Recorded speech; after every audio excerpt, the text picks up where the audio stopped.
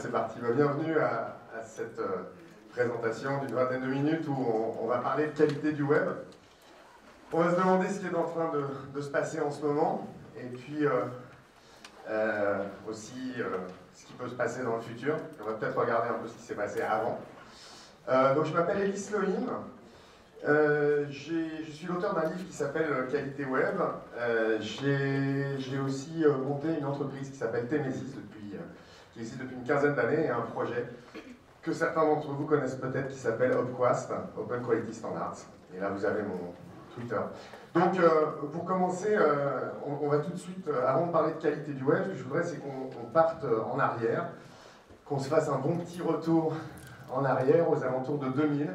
Pas précisément, et puis qu'on essaye de se connecter au web. Quand on se connectait au web, c'était pas simple, c'était un sale temps, c'était désagréable. Il fallait attendre un peu. Ça vous parle ou pas, ce petit bruit là que vous entendez? Qui a connu? Levez le doigt. Ah, c'est moi ça. Ça vous manquait, hein? Je suis désolé, votre conférence ne peut pas commencer tout de suite. Il faut un peu de temps là, pour que ça bute, pour que ça se connecte au réseau. Donc, de ce temps-là, effectivement, oula. Bon, ça s'est bien amélioré quand même, enfin bon, bref. Non, on est bon là.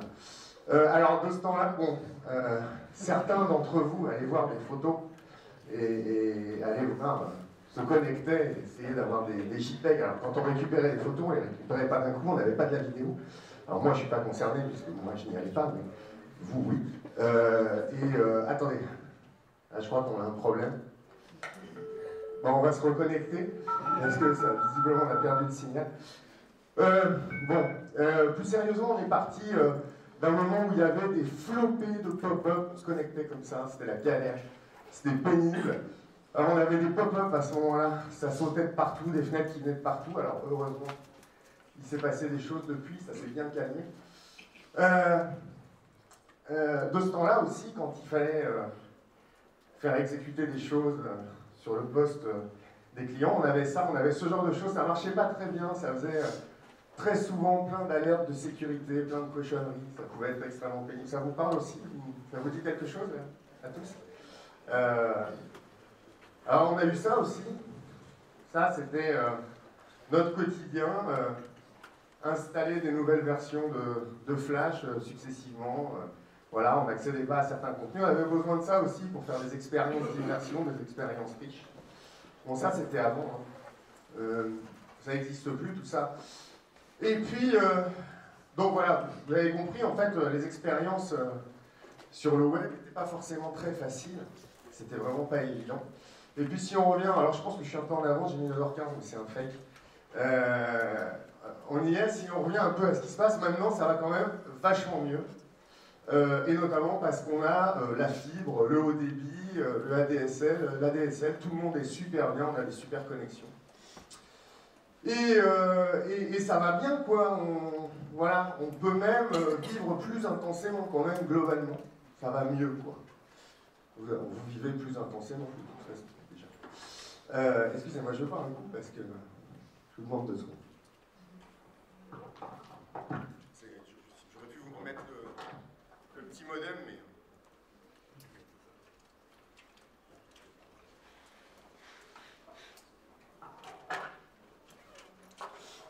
Donc voilà, donc on a du haut débit généralisé, ça va vachement bien. Alors, il y a quand même des petits problèmes, à droite, à gauche. Là, je vous ai mis la capture d'un écran sur un site de e-commerce. On a 4 choix pour accéder à un contenu, télécharger l'application. Vous avez déjà l'application, ouvrez-la sur la bonne page. Continuez sur le site Optimiser mobile ou continuez sur le site Maître. Alors ça, c'est des petites difficultés. Vous verrez, il y a une conférence d'Amélie Boucher cet après-midi sur le contexte mobile. Là, moi, déjà, j'ai du mal à me repérer. Ma grand-mère, c'est vraiment pas évident. Elle souffre. Alors, vous avez aussi ce genre de choses actuellement. Même si on a la fibre, vous avez aussi ces 4-5 couches de pub. J'arrive pas à nommer le nombre de couches de pub qu'il y a sur cet écran. Ça, c'est quelque chose d'assez courant qu'on voit quotidiennement. Bon, c'est des petits problèmes. Hein. Bon, et en même temps, les pop-up ont disparu. Hein. Ça, c'est bien. On n'a plus de pop-up. Voilà, ça a disparu depuis 2006. Mais bon, on a ce genre de petites choses. Voilà.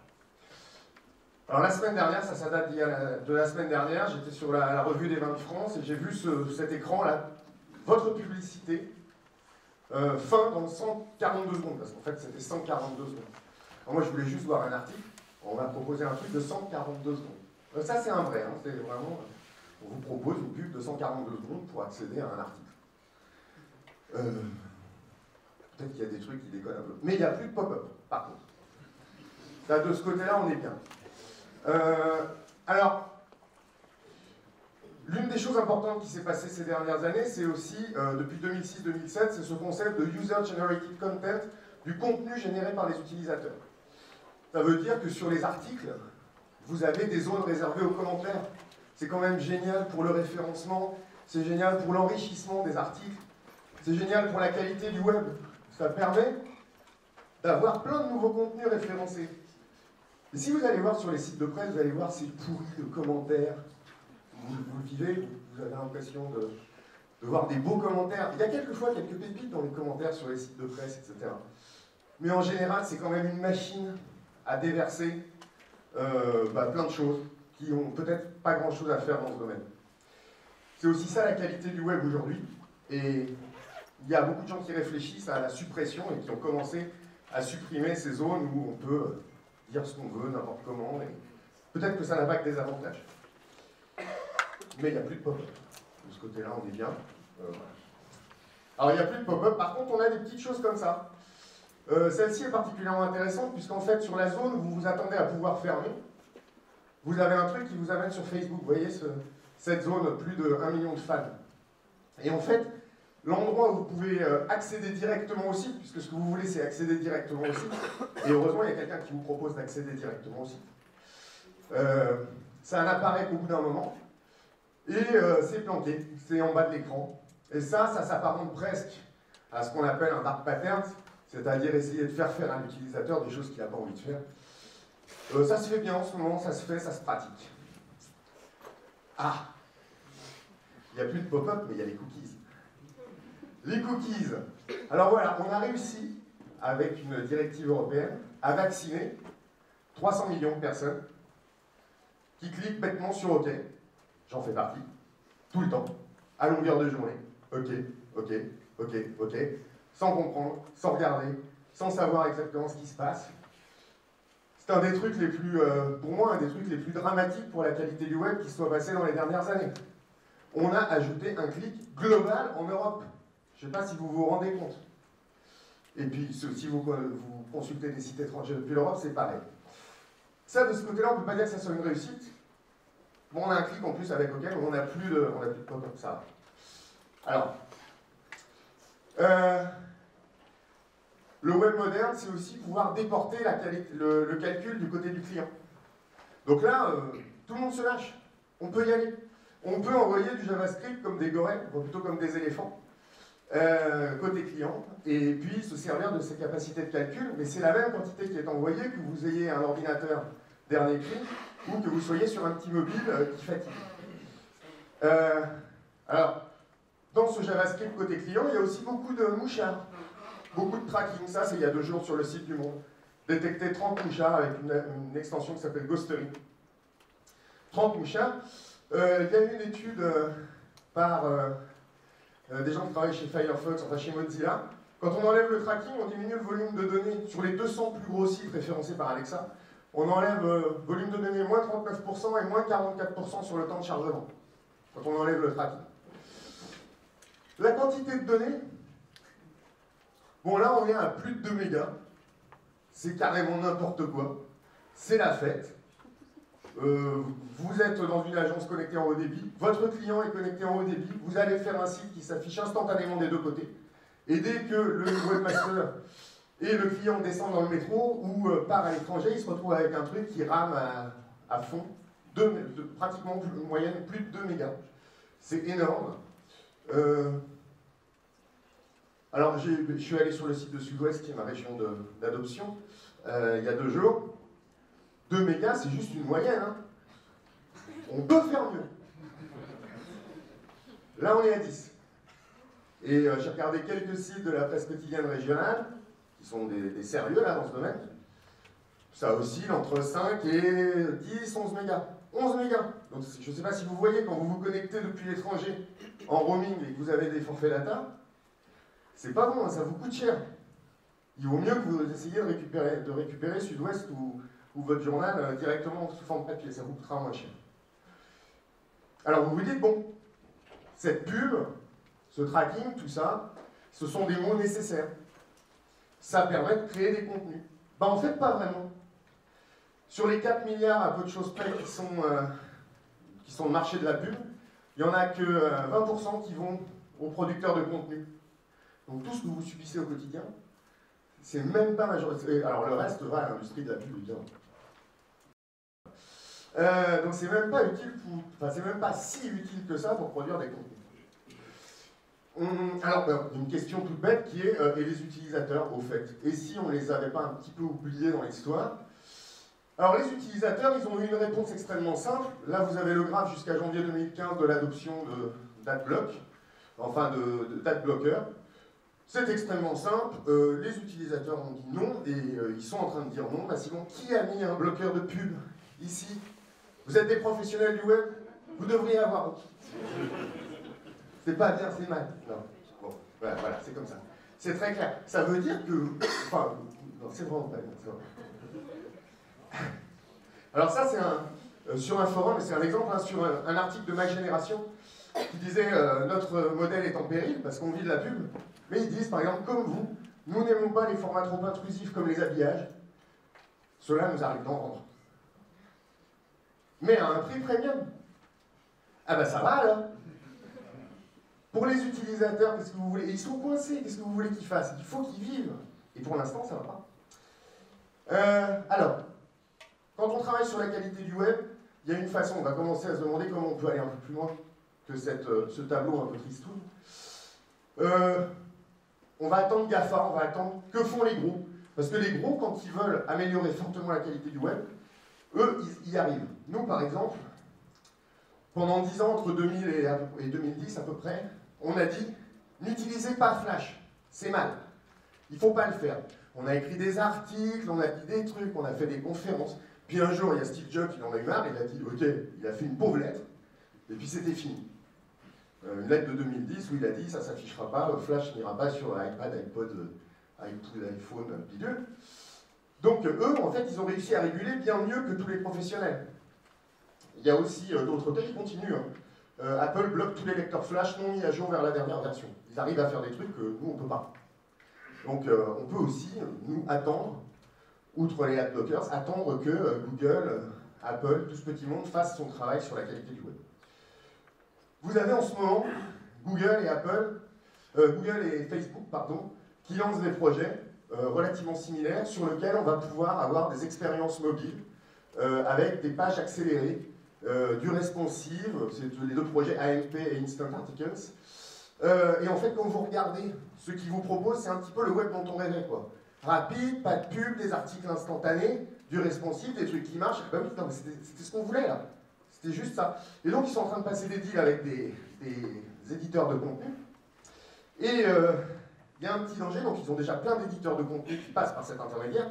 Et donc, les éditeurs de contenu vont commencer à travailler avec eux. Et ce qui risque de se passer, oups là, excusez-moi, il y a un vrai risque que l'information, que tous les producteurs d'information, les journalistes, etc., se retrouvent totalement dépendants de ce que vont faire soit Google, soit Facebook de l'autre côté, et qu'on se retrouve véritablement sur des risques de neutralité du net, c'est-à-dire effectivement, ils vont nous proposer l'information qu'ils veulent, ils vont pouvoir tenir les producteurs de contenu, c'est extrêmement dangereux. Que va devenir l'information gratuite et que va devenir surtout le choix de l'information? Facebook peut vous afficher dans votre fil exactement ce qu'ils veulent. Alors voilà, là maintenant, je vais être plus clair, il va falloir payer. Voilà. Quelle heure est-il? Excusez-moi, on est bien? On est bien, ça va. Il va falloir payer, ça c'est sûr, d'une manière ou d'une autre. Alors là, vous avez un cas, c'est sur Le Monde. Pour acheter un article, ça coûte 2 €. Ça coûte plus cher que le journal, ou à peu près ce que coûte le journal papier dans son intégralité. Là, et puis vous avez l'ensemble de tous les articles du Monde à 1 €. Donc bon, outre le problème cognitif que ça pose là, et ergonomique, vous avez quand même un problème majeur, c'est que quand on doit proposer un article individuel à 2 euros, c'est peut-être qu'il serait intéressant que ces gens-là se regroupent, les éditeurs de presse, se regroupent entre eux et sans passer par Google et Facebook pour essayer de proposer des offres un peu crédibles. Mais bon, pour l'instant, ils n'ont pas décidé de le faire et c'est vraiment très dommage. Vous avez YouTube qui va proposer sa version payante, sans publicité. Alors ça s'appelle bien YouTube Red et pas RedTube. Faites très attention dans vos recherches.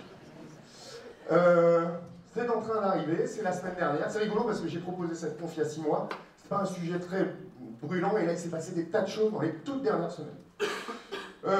Donc là on va peut-être se rapprocher vers un modèle un peu comme la télévision. En fait, vous allez vous retrouver dans des cas, vous allez vous payer, vous allez avoir des chaînes à péage d'une certaine manière.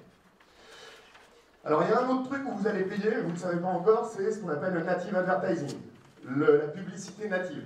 Alors en gros c'est une espèce d'évolution politiquement correcte du public reportage où le contenu va être produit, commandité en fait d'une certaine manière. C'est un contenu qui est produit et qui propose une expérience, voilà, etc. Enfin, il y a tout un tas de trucs pour emballer le bidule. J'ai mis un piège parce que c'est un piège à la fois pour les éditeurs de contenu, et c'est aussi un piège pour les journalistes, et c'est aussi un piège pour les utilisateurs finaux. On verra après qu'il se passe des choses de ce côté-là. En fait, peut-être que le web, c'est Laurent Chemla qui avait dit ça, mais pour une autre raison, sur la centralisation, le web peut se transformer maintenant en super Minitel. C'est un risque. Est-ce qu'on peut le sauver? Est-ce qu'on peut éviter ça, d'avoir au moins que ça? Je pose la question. Alors, vous avez, par rapport à ce dont je viens de vous parler, le native advertising, vous avez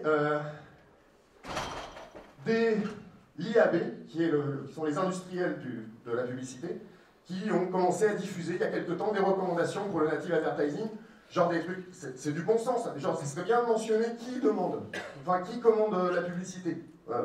Donc la mention, la désignation, la différenciation. Un contenu sponsorisé rapidement identifiable. Effectivement, c'est mieux. Je confirme. Là, on est sur des basiques comme ça. Et puis là, c'est la panique, ça c'est un peu plus tard, c'est la semaine dernière. Voilà, c'est le feu là. Là, il y a le feu à la baraque. En gros, ce que ça dit, c'est qu'il y avait toujours Internet Advertising Bureau, les industriels de la pub, qui ont fait un article en disant « Bon, on a déconné là. On a perdu les utilisateurs. On a voulu gagner des sous, des micro-sous en faisant de la pub n'importe comment. Et à partir de maintenant, tenez-vous bien, on a un nouveau concept qui s'appelle le Lean. Alors là, vous avez tout ce dont on a parlé avant. Light, donc léger. Encrypted, donc d'une certaine manière sécurisé ou enfin dans des bonnes conditions je fais gaffe parce qu'il y a Vance Meyer en premier rang, je suis super gaffe là, je vais dire des conneries. Ad Choice Supported, c'est-à-dire que vous allez pouvoir choisir vos pubs, heureux que vous êtes, et non invasives, des publicités non invasives. Bon, enfin on y est, on commence à voir apparaître des choses comme ça. Bon, il est tard, voilà, je crois que c'est mort. Quand il y a 200 ou 300 millions de personnes avec des adblocks, voilà. On s'approche de la conclusion. L'idée, c'est de pousser l'industrie, peut-être, c'est peut-être une solution, pousser l'industrie à adopter des bonnes pratiques, quelles qu'elles soient. C'est-à-dire avoir une espèce de régulation, d'autorégulation, avant que les utilisateurs ne viennent faire eux-mêmes leur régulation avec des bloqueurs, avec des contournements, avec des choses comme ça. Les audiences, si vous êtes des producteurs de web, il faut les respecter. Il faut les respecter parce que sinon, à un moment ou à un autre, elles vont se rappeler à vous et elles vont nous rappeler, nous, industriels ou artisans du web, elles vont nous rappeler à l'ordre. Et puis pour finir, il ne faut pas baisser les bras sur la qualité du web. C'est quelque chose qu'il faut tenir, c'est des choses sur lesquelles il faut s'accrocher. On a une responsabilité là-dessus, tous en tant que producteurs de web. Il y a des choses qu'il ne faut pas faire. On ne peut pas tout laisser passer. Parce que de toute façon, sinon ça va nous retomber dessus. Voilà. Merci beaucoup.